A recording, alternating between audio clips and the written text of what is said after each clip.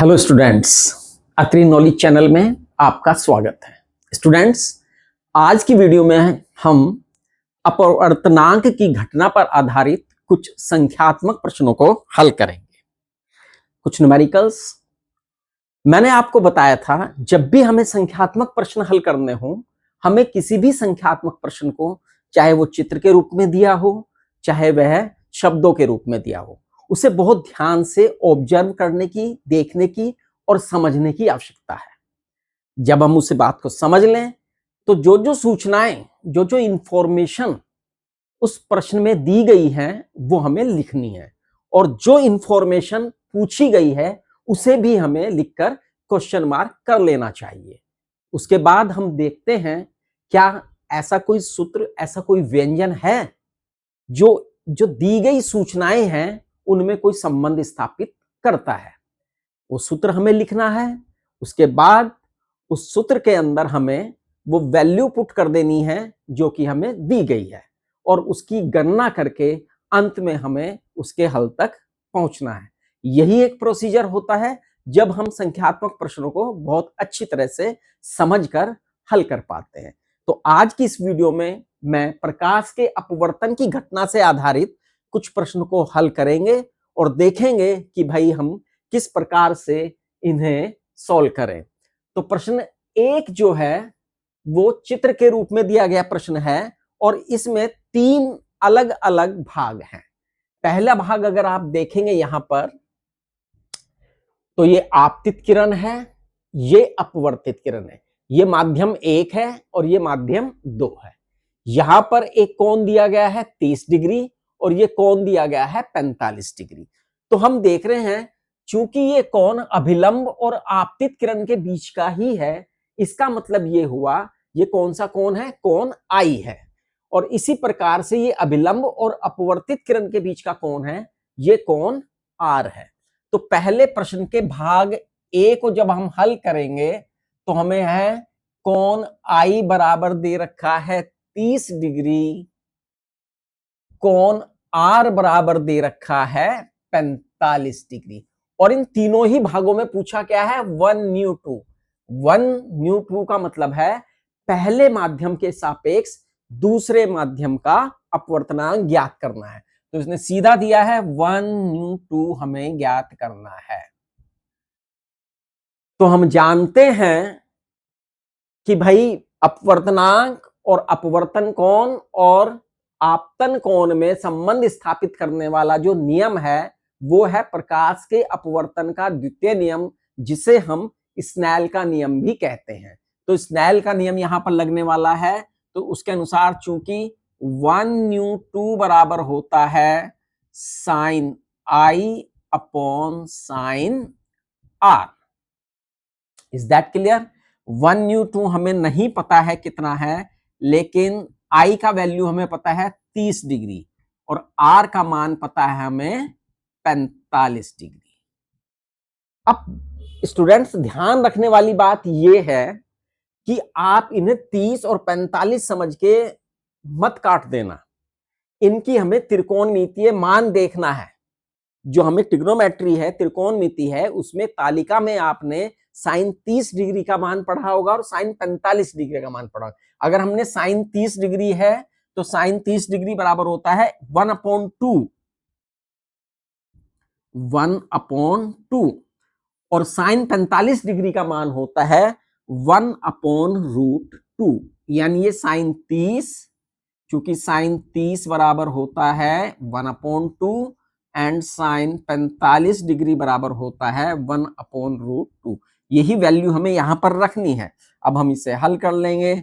तो भाई √2 into 1 into 2 into 1, 1/2 is equal to आ गया √2/2। ठीक है, अब यहां से इसे लेके आगे बढ़ना है। अब देखिए यहां पर आपको क्या ध्यान रखना है, ये मल्टीपल चॉइस में प्रश्न है या वैसे ही प्रश्न है। अगर मल्टीपल चॉइस में नहीं है और आपको इसका सीधे आंसर निकालना है तो आप यहां पर भी छोड़ सकते हैं, आपको पूरे मार्क्स मिलेंगे। लेकिन सामान्यतः क्या होता है, मल्टीपल चॉइस में ये प्रश्न रहते हैं और इन्हें और स्टेप आगे रखने की जरूरत होती है। तो √2/2 है, रूट को हटाना है तो ऊपर नीचे √2 का ही हम मल्टीप्लाई कर देते हैं। √2 का √2 में मल्टीप्लाई होगा 2 और ये 2√2 हो जाएगा। अब ये 2 से 2 कट जाएगा, 1/√2 यहां पे आंसर आ जाएगा। क्योंकि मल्टीपल चॉइस में सामान्यतः ऐसा आंसर दिया रहता है जो सीधे सीधे नहीं प्राप्त होता, कुछ उसमें करना पड़ता है। ठीक है, तो इस प्रकार से आप इसे हल कर लेंगे। ये मैथमेटिकल कैलकुलेशन है।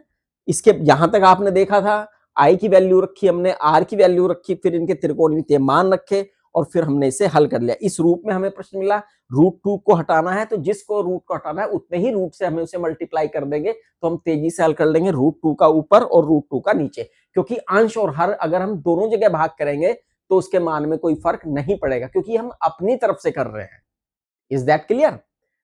तो इस तरह से हम यहां पर इसे ले जाकर छोड़ देंगे, तो ये हमारा पहले भाग का आंसर आ जाएगा। अब हम इसी के दूसरे प्रश्न, दूसरे भाग को लेकर चलते हैं कि उसमें क्या क्या हमें दे रखा है।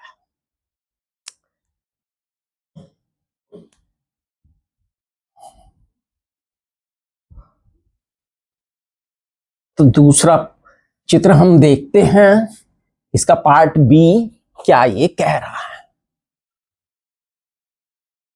पहले का बी में आप देख रहे हैं कि मैं चित्र दोबारा यहां पे बना रहा हूं। ये हमारा माध्यम 1, मीडियम 1, ये मीडियम 2,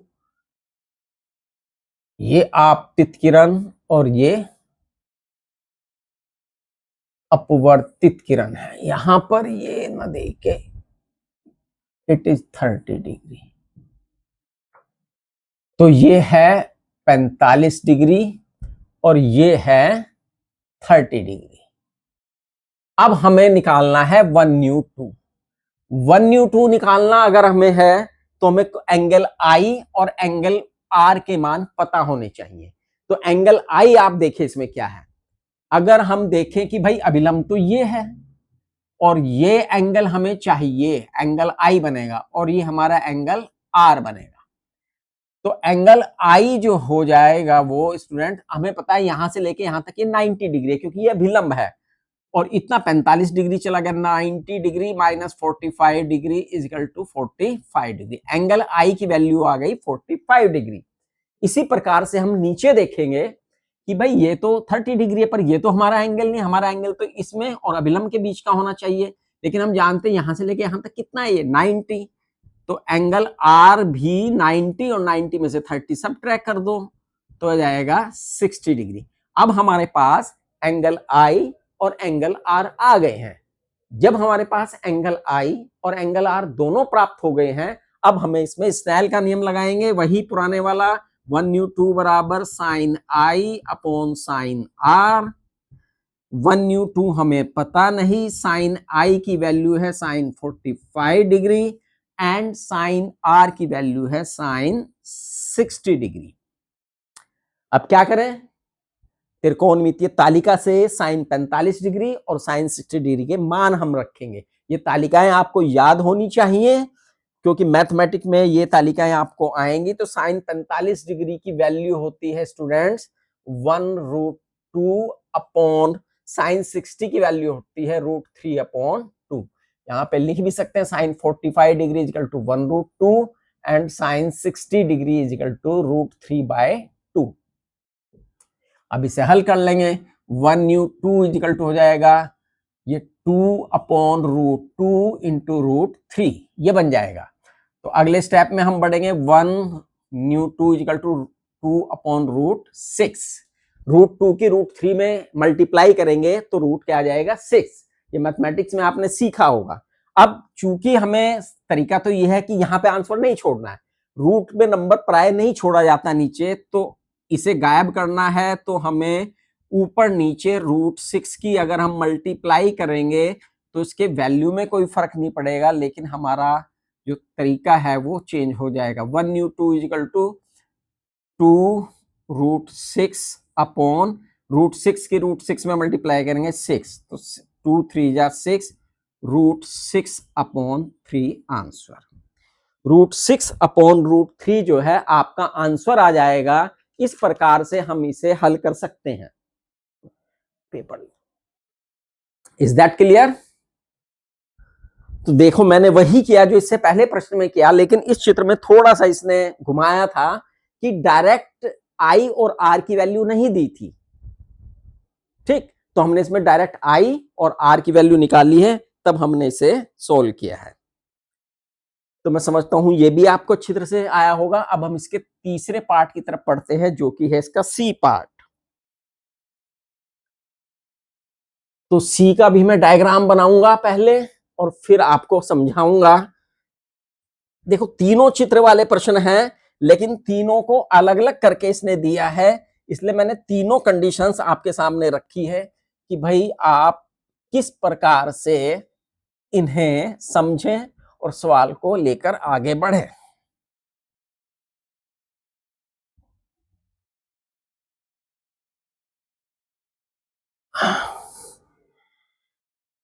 तो देखिए पहले का सी हिस्सा डायग्राम को फिर बनाते हैं। ये मीडियम 1 है, ये मीडियम 2 है, ये आपतित किरण है और ये अपवर्तित किरण है। और ये दिया है इसने 135 डिग्री और ये दिया है 120 डिग्री। और इसने पूछा है 1 न्यू 2 इजिकल टू क्वेश्चन। चित्र वाला प्रश्न है, मुझे आई भी चाहिए और आर भी चाहिए, तभी मैं इसमें निकाल सकता हूं। अब आई और आर कैसे निकालें? भाई ये तो 135 डिग्री है, इसमें अभिलंब भी नहीं दिखाया है।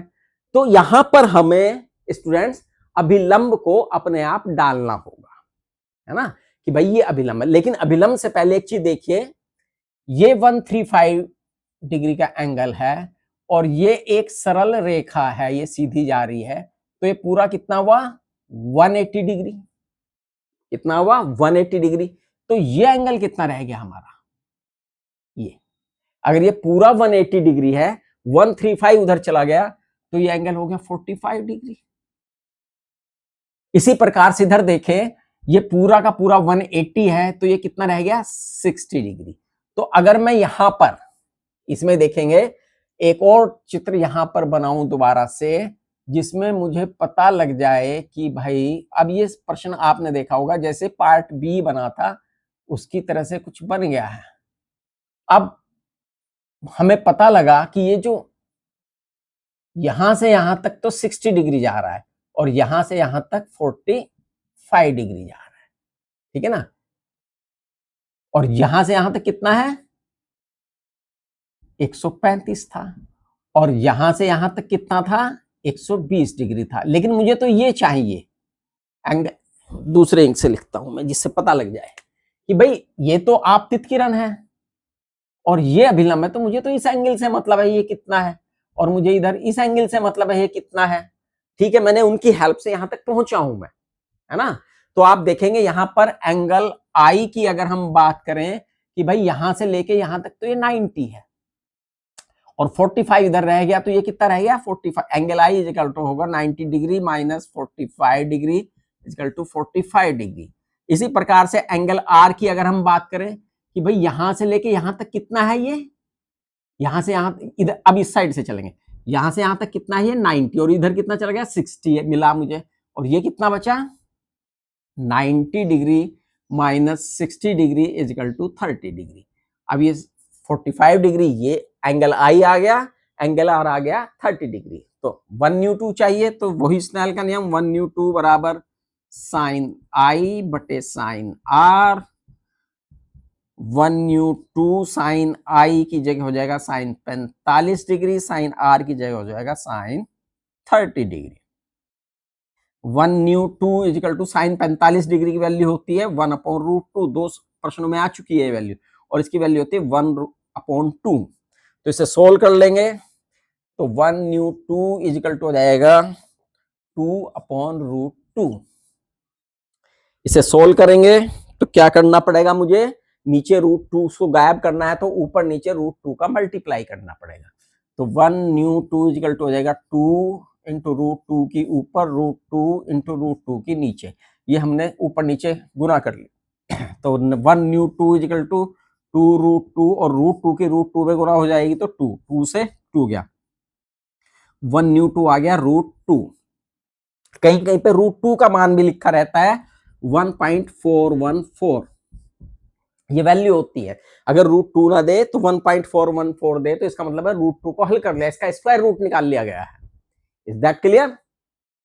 तो इस प्रकार से ये तीनों हमने जो डायग्रामेटिक प्रश्न है वो हमने हल कर लिए। इसमें केवल एंगल आई और एंगल आर को तीनों में हमने अलग अलग मार्क किया। आपने देखा इसमें डायरेक्ट दे रखा है, इसमें यहां दिया है लेकिन मुझे चाहिए ये, तो यहां तक मुझे पता था 90 है, ये यहां पर तो और भी कर दिया इसने, ये पूरा 135, ये 120, तो मैंने हाइपोथेटिकली यहां पे मार्क किया, ये निकाला, इधर से ये निकाला, फिर 90 के हिसाब से ही आई और आर मैंने निकाल के क्वेश्चन को सोल्व कर लिया। आगे का कैलकुलेशन का क्रम वैसा ही है जैसा अब तक हमने 3 प्रश्नों में किया है, केवल एंगल आई और एंगल आर को निकालने का इसमें खेल था।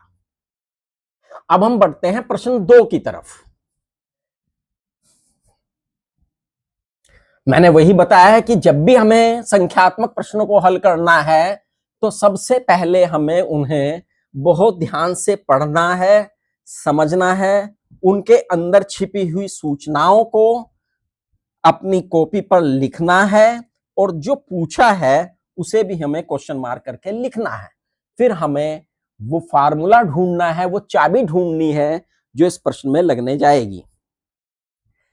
दूसरा प्रश्न पढ़ते हैं, यदि वायु में प्रकाश की चाल, वायु है प्रकाश की चाल दे, दूसरा है जल, दो माध्यम, मैंने कहा था कम से कम 2 माध्यम तो होंगे, तो माध्यम 1 हो गया वायु और माध्यम 2 हो गया जल। वायु के लिए आप यानी आपको पता है वायु के लिए 1 या A का इस्तेमाल कर सकते हैं। दूसरा माध्यम है जल, जल माध्यम के लिए 2 या water, A for air, W for water, इन दोनों में से कोई भी इंडिकेशन आप लगा सकते हैं। लेकिन वायु है, माध्यम वायु माना A है और माध्यम जल क्या है, 2 है। तो वायु में प्रकाश की चाल, वायु में प्रकाश की चाल दे रखी है, वायु में प्रकाश की चाल, प्रकाश की चाल कितनी दी है। अब इसे क्या माने वायु में प्रकाश की चाल? हमने बताया था जब चाल वाले प्रश्न होते हैं, 2 माध्यम होते हैं, तो पहले माध्यम की चाल v1 और दूसरे माध्यम की चाल v2, तो v1 इजिकल टू हो गया 3 × 10⁸ मीटर पर सेकेंड, ये तो वायु में प्रकाश की चाल। और जल में भी दे रखे, जल में प्रकाश की चाल, जल में प्रकाश की चाल यानी कि v2 कितना दे रखा है, 2.25 × 10⁸ मीटर पर सेकेंड।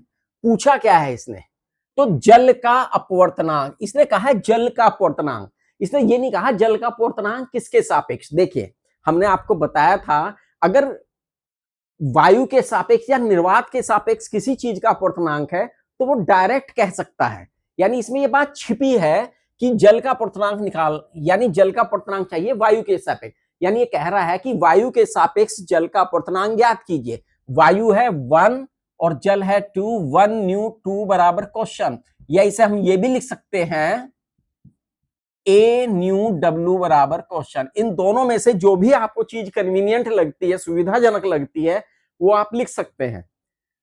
तो आपने अपवर्तनांक और माध्यमों में प्रकाश की चाल के संबंध में जो सूत्र पढ़ा है वो ये है 1 न्यू 2 बराबर इस माध्यम में प्रकाश की चाल बटे इस माध्यम में प्रकाश की चाल। पहला माध्यम क्या है यहां पर, वायु, यानी v1 बटे v2, ठीक है। A न्यू W लिखते तो यहां पे A न्यू W लिखते, तब भी लिखते VA बटे VW,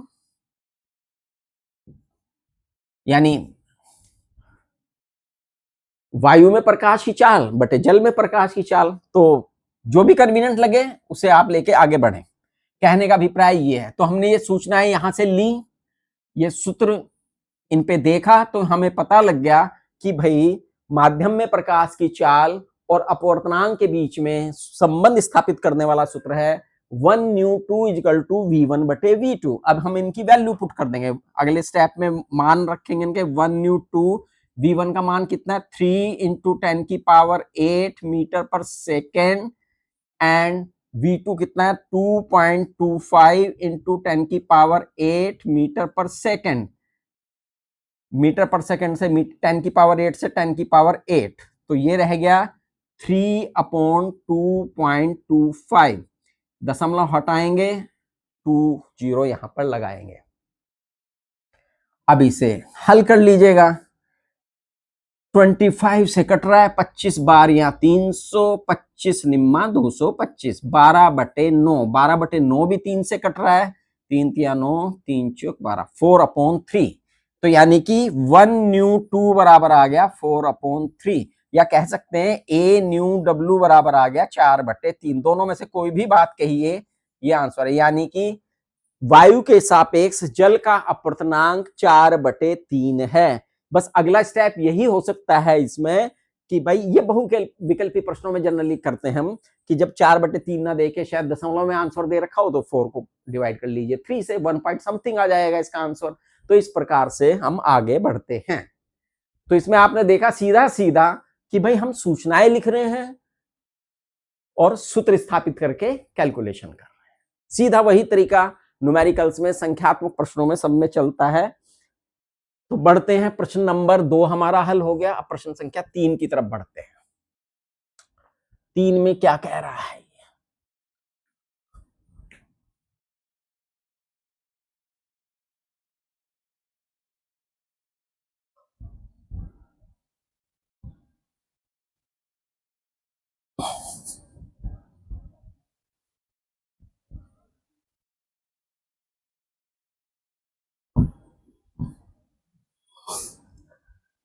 वायु में प्रकाश की चाल 3 × 10⁸ मीटर पर सेकेंड है। क्वेश्चन आंसर 3 पे बढ़ेंगे। वायु में प्रकाश की चाल, पहला माध्यम वायु, यानी कि 3 इंटू 10⁸ मीटर पर सेकेंड, ये लिख दिया है।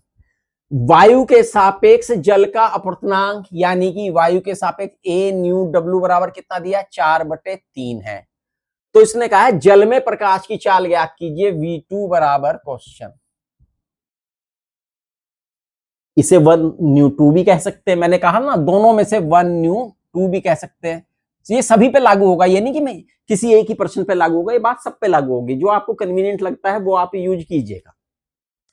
अब फिर आप देखें पहला इससे पहले जो हमने जस्ट प्रश्न किया है, सूचनाएं वैसी ही हैं, केवल बस फर्क इतना है कि वहां पर V1 और V2 दिया गया था, A/W पूछ लिया गया था। इसमें क्या है, V1 दिया है, A/W दिया है, V2 पूछा है। भाई जितनी सूचनाएं होती हैं उनमें से एक सूचना गायब रहेगी, और वो सूचना कुछ भी हो सकती है जो गायब है, उसे ही हमें निकालना होता है। तो हम फिर सूत्र लगाएंगे। हमें पता है अपवर्तनांक और माध्यम में प्रकाश की चाल होती है 1/2 = V1/V2। तो या 1/2 की वैल्यू दे रखी है 4/3, V1 की वैल्यू 3 इंटू 10⁸ मीटर पर सेकेंड, और V2 आपको नहीं पता है। क्या करें? करना कुछ नहीं है, वही है V2। तो V2 इंटू 4 = हो जाएगा 3 इंटू 3 इंटू 10⁸ मीटर पर सेकेंड। अगले स्टेप में अगर हम पहुंचेंगे तो क्रॉस मल्टीप्लाई हो जाएगी इनकी, और 4 की वैल्यू 4 की मल्टीप्लाई हो जाएगी V2 से, V2 इंटू 4 = 3 इंटू 3, तो V2 = हो जाएगा 9 इंटू 10⁸ मीटर पर सेकेंड अपॉन 4। अब 9 को डिवाइड करेंगे किससे, 4 से, तो V2 = हो गया भैया 4 2 8, बच पॉइंट लगाया, 1 बचा, 10 हो गया, 4 2 8, अब 2 हो गया, 0 लगी, 4 5 20 इंटू 10⁸ मीटर पर सेकेंड आंसर। सॉल्व करेंगे तो 2.25 इंटू 10⁸ मीटर पर सेकेंड, यानी कि जो जल में प्रकाश की चाल है वो हो जाएगी 2.25 × 10⁸ मीटर पर सेकेंड। इस तरह से भी न्यूमेरिकल को पूछ सकता है। दोनों, इससे पहले जो किया था और ये किया था, दोनों एक ही तरह के न्यूमेरिकल हैं, लेकिन फर्क इतना है कि सूचना जो पूछी गई है उसे चेंज कर दिया है उसने। Is that clear? तो ये हुआ हमारा प्रश्न संख्या 3 भी। अब हम बढ़ेंगे प्रश्न संख्या 4 की तरफ। प्रश्न संख्या 4 में ये क्या कह रहा है, सब में यही ध्यान रखना है स्टूडेंट्स कि चूंकि मैं तेजी से इसलिए कर पा रहा हूं कि मैंने सूचनाएं आपसे प्रैक्टिस किया हुआ है ज्यादा बार, तो मुझे तेजी से पता लग रही है सूचनाएं। हो सकता है आप पहली बार कर रहे हो तो सूचनाएं धीरे धीरे पता लगेंगी।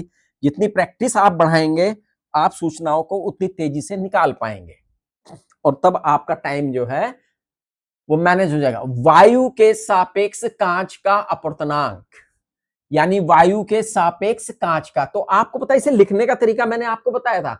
जिसके सापेक्ष होता है उसे पहले लिखते हैं और जिसका अपवर्तनांक होता है उसे बाद में। वायु के सापेक्ष ए न्यू जी बराबर है 3/2। कांच के सापेक्ष वायु का पूछ लिया, जी न्यू ए बराबर क्वेश्चन। अगर मैं कांच को, है ना, अगर वायु को ए को ए लिखूं और जी को 2 लिखूं, ये पहला माध्यम ये दूसरा माध्यम, तो 1 न्यू 2 दिया है और 2 न्यू 1 पूछा है। अगर इस तरह से चले तो हम, है ना, अगर इसमें नहीं घुसते तो इसमें सीधा सीधा हमें पता लगा 1 न्यू 2 दिया है, 2 न्यू 1 पूछा है। यही तो बात है। तो आपने ये सूत्र पढ़ा हुआ है कि 1 न्यू 2 गुना 2 न्यू 1 इजकल टू होता है 1 के। अब यहां पर माध्यम फिट कर दीजिए। पहला माध्यम कौन है, ए, तो 1 की जगह ए आ गया डब्ल्यू की तरह, जी आ गया, है ना, a new ji Guna ji new ए बराबर हो गया 1 के। ये माध्यम बदल जाते हैं ना, इसलिए उसका संकेत भी बदल जाएगा, लेकिन 1 न्यू 2 2 न्यू 1 में 1 और 2 हमेशा रहेंगे, पहला माध्यम दूसरा माध्यम। अब ये यहां पर 1 न्यू 2 कितना दे रखा है 3/2। तो ये जो मैं 2 बार लिख रहा हूं, आपको 2 बार नहीं लिखने, ये मैं आपकी सुविधा के लिए अनुसार लिख रहा हूं कि भाई आप क्या कर सकते हैं। तो 1 न्यू 2 कितना दिया हुआ है 3/2 इंटू 2 न्यू 1 इजकल टू 1। तो ये जाएगा तो ये इसके डिवाइड में जाएगा, 2 न्यू 1 इजकल हो जाएगा 1/3/2। Is that clear. तो भाई 1 है, ये 2 ऊपर, तो 2 न्यू 1 इजकल हो जाएगा 2/3 आंसर। और वैसे भी ध्यान रखिए ये आपके टिप पे होना चाहिए कि ये दोनों एक दूसरे के रेसिप्रोकल है। 1 न्यू 2 2 न्यू 1 के रेसिप्रोकल है। ये दे रखा है और ये पूछा है तो ये इसका उल्टा है। तो 3/2 का रेसिप्रोकल क्या हो गया 2/3 होने वाला है। अगर ये दे दे और ये पूछ ले तो इसका रेसिप्रोकल हो जाएगा जो दिया होगा। तो यानी ये वैसे तो मौखिक प्रश्न है, लेकिन अगर मैं हल करके दिखाऊं तो इस तरह से हल करना बनता है कॉपी के ऊपर। Is that clear. तो यानी ये दोनों एक दूसरे के रेसिप्रोकल है, तो 2/3 is the right answer. Is that clear. तो इस प्रकार से एक माध्यम के सापेक्ष दूसरे माध्यम का अपवर्तनांक दिया है और दूसरे के सापेक्ष पहले का पूछ लिया है, तो हम इस प्रकार का फार्मूला लगाकर इसे हल कर देंगे। ये आपने पढ़ा था। चलिए प्रश्न संख्या ये हमारा 4 भी हुआ। अब हम बढ़ते हैं प्रश्न संख्या 5 की तरफ। ये सब प्रकाश के अपवर्तन पर आप देख रहे हैं आधारित संख्यात्मक प्रश्न हैं जिनको आपको सोल्व करके दिखाना है। तो प्रश्न संख्या 5 को पढ़ते हैं। इसमें कहा है वायु के सापेक्ष जल तथा कांच के अपवर्तनांक। यहां पे 3 माध्यम हो गए, वायु है, जल है, कांच है। ठीक है, तो इन्हें 1 2 3 भी कर सकते हैं या उसी तरह से कर सकते हैं जैसे मैं कहूं। क्वेश्चन नंबर 5, वायु के सापेक्ष ए न्यू जी बराबर कितना दिया है 3 सॉरी ये मैंने चौथा पढ़ लिया। ए वायु के सापेक्ष जल तथा कांच के, पहले जल है, देखो पहले जल है तो जल का लिखेंगे, फिर कांच है तो कांच, लेकिन दोनों किसके सापेक्ष है वायु के सापेक्ष। तो A mu W is equal to कितना है 4/3, क्योंकि मैंने कहा था ना जो पहले संख्या है वो पहले के साथ, जो दूसरी है वो दूसरे के साथ। और कांच का कितना है ए न्यू जी बराबर कितना है 3/2 है। तो कांच के सापेक्ष जल का अपवर्तन, कांच के सापेक्ष G mu W is equal to, question मैंने कहा था मीडियम 3 आ गए, है ना। यहां पर 2 तरीके हैं, समझ लीजिएगा। देखो जी न्यू डब्ल्यू दे रखा है, जी और इस डब्ल्यू में पूछ लिया है एक दूसरे, भाई इसका उल्टा करेंगे तो डब्ल्यू न्यू ए का निकलेगा, वो तो पूछा नहीं। इसका उल्टा करेंगे जी न्यू ए निकलेगा, इसने तो जी न्यू डब्ल्यू पूछ लिया। तो आपके पास दो तरीके हैं मैंने बताए थे, एक तो है 1 न्यू 2 गुना 2 न्यू 3 गुना 3 न्यू 1 इजकल टू 1 का फार्मूला लगा के हम इसे ऐसे ही निकाल लेंगे जैसे हमने किया था। दूसरे में देखें जी न्यू डब्ल्यू, जी न्यू डब्ल्यू कांच के सापेक्ष कहां है, कांच के सापेक्ष जल का पूछा है, कांच के जी न्यू डब्ल्यू पूछा है। Is that clear? तो अगर आप देखें a equal to 1 W equal to 2 and G equal to 3 करें तो भाई ये क्या है 1 न्यू 2 का मान है, ये किसका है 1 न्यू 3 का मान है, ये किसका पूछ लिया 3 न्यू 1 पूछ लिया। और सूत्र तो क्या है 1 न्यू 2 गुना 2 न्यू 1 गुना 3 न्यू 1 इजकल टू 1, 2 न्यू 3 गुना 3 न्यू 1 इजकल टू 1, 3 न्यू 2 पूछ लिया आपसे। Is that clear? अब 1 न्यू 2 दे रखा है, 2 न्यू 3 निकालना है, निकालना 3 न्यू 2 है, लेकिन 2 न्यू 3 भी निकालेंगे तो हम 3 न्यू, और ये कितना है भैया दूसरा क्या 3 न्यू 1, ये कितना दे रखा है 1 न्यू 3, तो 3 न्यू 1 हो जाएगा इसका रेसिप्रोकल यानी 2/3। तो अब वैल्यू रख दीजिए भाई, चूंकि 1 न्यू 2 की वैल्यू कितनी है 4/3, 2 न्यू 3 आपको पता नहीं है, 3 न्यू 1 कितना आ गया 2/3 इजकल टू 1। यहाँ पे चलेंगे आगे, 4 2 जा 8 mu 8/9 equal to 2 mu 3 equal to 1। तो भाई 2 न्यू 3 इजकल टू हो गया 1/8/9 यानी कि 9/8। लेकिन ये तो नहीं इसने पूछा, इसने क्या पूछा है, इसने पूछा है 3 न्यू 2, तो ये आया 2 न्यू 2, तो 3 न्यू 2 इसका रेसिप्रोकल हो जाएगा 8/9। इस तरह से हम निकाल लेंगे। एक तरीका तो ये बनता है, मैंने आपको बताया था कि एक तरीका इसका ये बनता है। दूसरा तरीका तो है ही कि भाई ये W है, W का पूछा है, इसके सापेक्ष पूछा है, G के सापेक्ष पूछा है, तो इस ये अपॉन ये कर दीजिए, डायरेक्ट ये निकल जाएगा। लेकिन मैंने पूरा सिस्टम से आपको करके दिखा दिया है कि इसमें आपको कोई दिक्कत नहीं आएगी, ऐसे आप निकाल सकते हैं। Is that clear? तो ये हुआ क्वेश्चन नंबर 5। अब हम लास्ट प्रश्न की तरफ बढ़ रहे हैं अपने आज के, और इसे भी समझते हैं।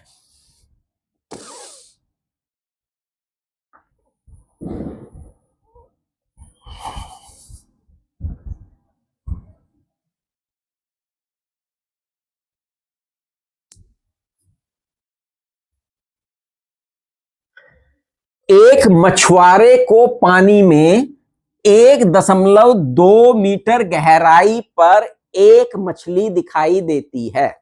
मछुआरा है, पानी में देख रहा है, उसे एक मछली दिखाई दे रही है 1.2 मीटर पर। मछली पकड़ने के लिए मछुआरे को कितना लंबा कांटा डालना चाहिए? पानी का अपवर्तनांक 4/3 है। तो जरा हम इसे समझे। हमने इससे पहली वीडियो में भी आपको बताया था, सपोज कीजिए ये वायु है, मछुआरा हवा में ही होगा, वायु उसका, और ये जल है। सपोज कीजिए कोई फिश है और ये मछुआरे की आंख है। तो देखिए इस फिश से 2 प्रकाश की किरणें चली, मान लिया, ये दिखाई देगी कैसे, ये एक किरण ये गई और दूसरी किरण ये गई, ये तो सीधी निकल जाएगी, लंबवत है। लेकिन यहां पर ये सघन माध्यम, ये विरल माध्यम, तो ये अभिलंब से दूर हटेगी, और दूर हटेगी तो पीछे हटने पर यहां मिलती दिखाई देगी। यानी ये फिश जो है वास्तव में इसे यहां दिखाई दे रही है ना। तो हमने बताया था जहां दिखाई दे रही है ये तो आभासी गहराई है, और जहां है ये वास्तविक गहराई है ना। तो हमें कितना लंबा कांटा डालना चाहिए? भाई मछली तो उतने लंबे कांटे में फंसेगी जहां वास्तव में है ना, वास्तविक गहराई, इसका मतलब हमें ज्ञात करनी है। तो हमें वास्तविक गहराई को ही निकालना है, और आभासी गहराई कितनी है जहां वो दिखाई दे रही है वो आभासी गहराई है 1.2 मीटर गहराई दिखाई दे रही है। और इसने कहा है पानी का अपर्णांक, जल का अपर्णांक, जल का अपर्णांक किसके अपेक्षा, ए न्यू डब्ल्यू, वायु के सापेक्ष दिया 4/3 या 1/2 भी आप लिख सकते हैं इसे।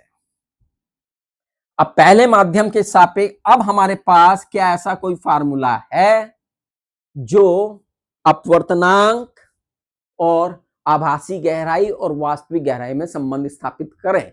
तो इसकी पिछली वीडियो में मैंने आपको एक संबंध ऐसा बताया था कि 1/2 बराबर है वास्तविक गहराई बटे आभासी गहराई, वास्तविक गहराई बटे आभासी गहराई। तो यहां पर लगाएंगे हम भाई 1/2 अपवर्तनांक कितना दे रखा है 4/3, ठीक है, और ये मीटर है। अब आता है वास्तविक गहराई कितनी है, h हमें ज्ञात करनी है। आभासी गहराई कितनी, 1.2 मीटर। Is that clear? तो यहां पर cross multi 3 into H equal to हो गया 4 into 1.2 metre, h equal to हो जाएगा 4 इंटू 1.2 मीटर अपॉन 3, 3 को 3.4 आ गए और 4 की 4 में मल्टीप्लाई करेंगे 0.4 में तो ये आ जाएगा 1.6 मीटर। यहां पर मल्टीप्लाई करेंगे 1.6 मीटर, यानी यहां से यहां तक की गहराई 1.6 मीटर है, जहां पे वास्तव में मछली है और ये हमें दिखाई दे रही थी 1.2 मीटर पे। तो उसे जो है इसने क्या पूछा है, कितना लंबा कांटा डालना, यानी कांटे की पूरी लंबाई पूछी है उसने। तो कांटे की पूरी लंबाई हो गई 1.6 मीटर, ठीक है। तो यहां तक मैं समझता हूं आपको प्रकाश के अपवर्तन पर आधारित जो संख्यात्मक प्रश्न हैं वो सारे के सारे आपको क्लियर हुए होंगे। 10वीं के स्तर तक यही प्रश्न आपसे पूछे जा सकते हैं। स्नेल के नियम पर हो सकते हैं, अपवर्तांकों के व्युत्क्रम पे हो सकते हैं और चाल पर आधारित प्रश्न हो सकते हैं। चाल पहले माध्यम, दूसरे माध्यम में और अपवर्तनांक में से कोई, तीनों में से कोई सी दो चीज देके तीसरी चीज पूछ सकता है। वास्तविक गहराई, आभासी गहराई और अपवर्तनांक पर आधारित प्रश्न हो सकते हैं। ये तो थे संख्यात्मक प्रश्न। इसके अलावा अपवर्तन पर आधारित, अपवर्तन की घटना पर आधारित कुछ घटनाएं भी हैं जो पूछी जाती हैं, उनके कारण पूछे जाते हैं। तो अगली वीडियो में हम ऐसी घटनाओं को भी देखेंगे जो प्रकाश के अपवर्तन पर आधारित होती हैं और सामान्यतः पूछी जाती हैं। तब तक के लिए आप हमारी वीडियो को लाइक कीजिएगा और चैनल को ज्यादा से ज्यादा सब्सक्राइब कीजिएगा। आप सब्सक्राइब नहीं कर रहे हैं, आपका प्यार, आपका लगाव हमसे जुड़ा रहेगा तो हमें भी उत्साह मिलता है स्टूडेंट कि हम आपके लिए ज्यादा से ज्यादा कंटेंट और सरल भाषा में आप तक पहुंचाए। तो वीडियो को शेयर कीजिएगा, लाइक कीजिएगा और चैनल को सब्सक्राइब कीजिएगा। तब तक के लिए गुड बाय, थैंक यू।